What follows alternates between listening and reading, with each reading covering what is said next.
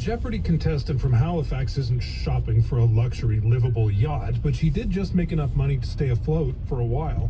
Last night, 23-year-old Matea Roach left the game with $32,000 in winnings. She'll be back at it on tonight's episode. Today, Ms. Roach talked about her plans to pay off her student loans.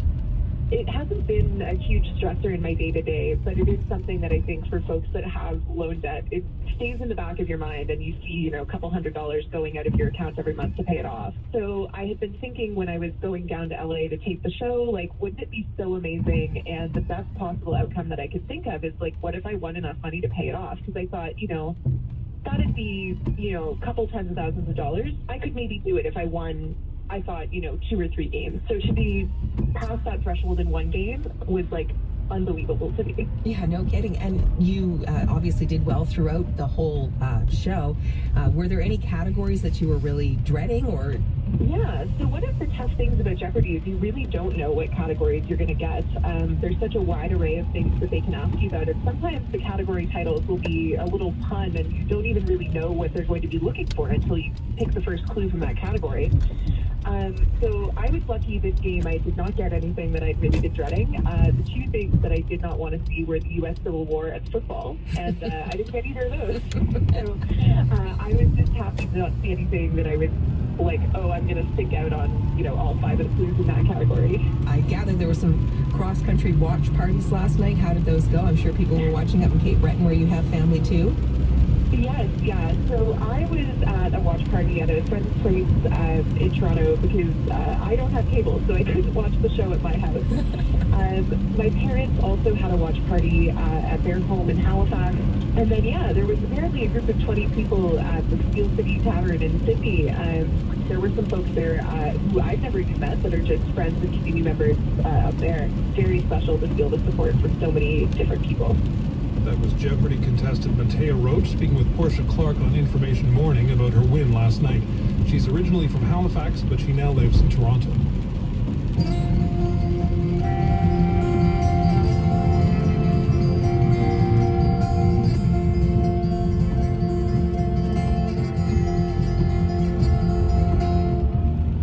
Whether on a factory floor or in front of the Pope, Boris Brott knew how to command an audience and an orchestra.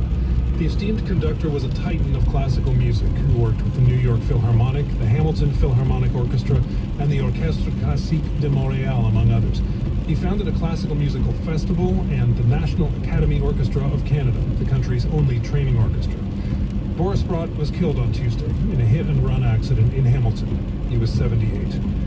Music was fundamental in the Brott family. His mother, Lotta Brott, was a cellist, and his father, Alexander Brott, was a violinist and composer who founded the orchestra that became the OCM. When his father died, our former host, Mary Lou Finley, spoke with Boris Brott. So, were you told that you should be musicians as well, or is this something that you just never doubted? Well, I think we were helped along the way, let's put it that way. Yes.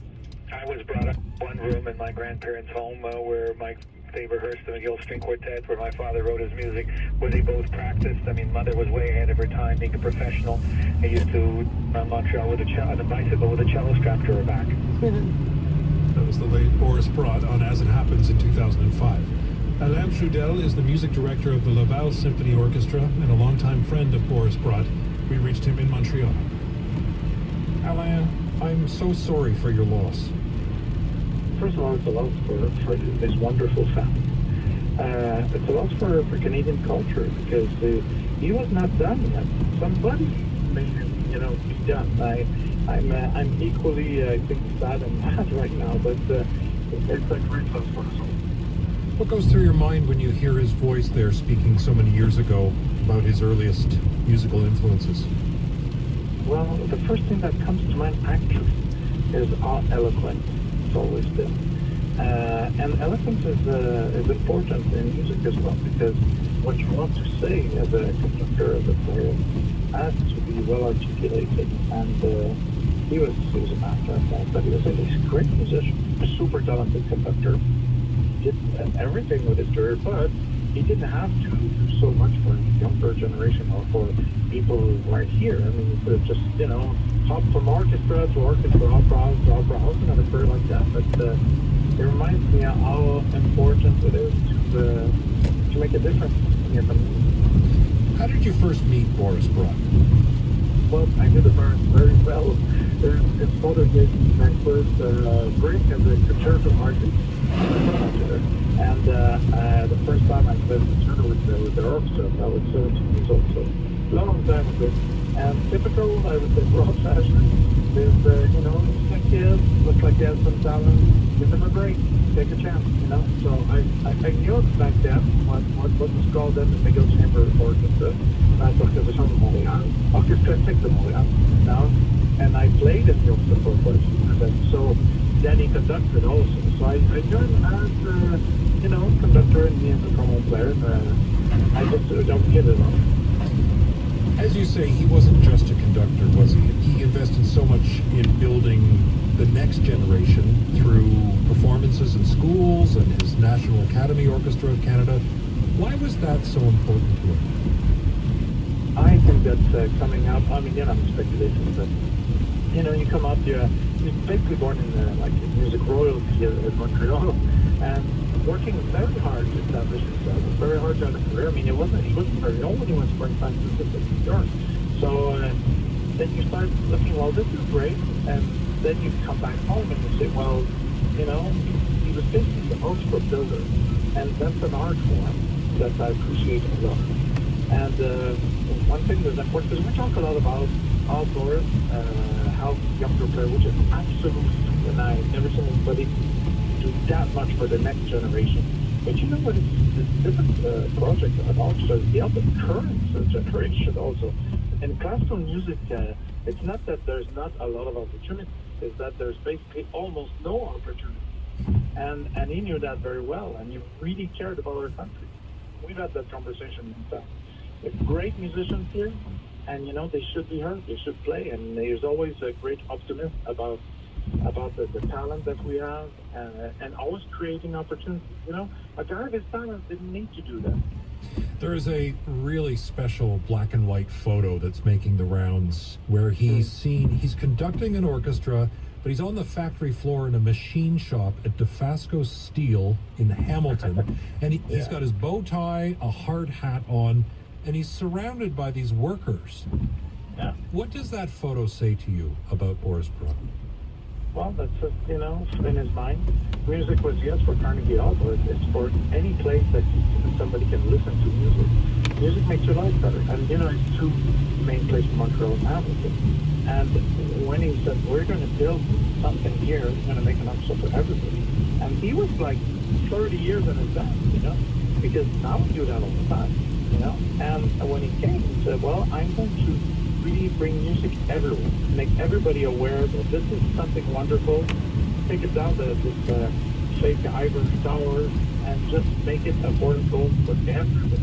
And you can see every project he's done includes all kinds of music. But as a pop festival, one day it's a pop concert, one day it's an opera, one day it's a smaller symphony. And that's the way the real lives work in America. If you don't have that training, it's not going to go very well. If you can only play Mahler and Mozart, you can do only half your job in Canadian American Orchestra. He knew that very well. So when I see him doing that, it's part of a whole thing. I mean, it's not like, oh, he did this, or something like that. It's part of him. He did so much in his career and likely would have done so much more if it wasn't for the senseless car accident. And I know you said you're mad about it too. What have we lost in terms of what he still had to give? He had a lot left. Someone talked to like 20 people. I'm sure that they're all going to talk, I was on the phone within the last few weeks about an idea, about a project, about something. I've done the next 10 years. But I was sure like I would be done with the business before him. But just don't always project, always optimism. That's very important. There's not a lot of true optimism out there. Like, it didn't see anything as impossible, and that's something very rare. So we lost somebody who created all these opportunities. I mean, this is a great loss for all of us. We've been speaking about him professionally, but you knew him personally. What was he like as a person and as a friend? He's a guy who listens. He's a guy who listens to you as much as you need to listen. His very good. I mean, it's too many of us, and you would be like, you know, in the 70s, and you have a young girl in their 20s that are having a chat together. You look at them, and you're like, who's 20, who's 70, right? It's like very open-minded also. So those are great qualities, and those are very rare. And the friendship was always there, very solid as a rock. Well, Alain, again, condolences, but thank you for helping us remember it in this way. My pleasure. We owe him a lot. Bye for now.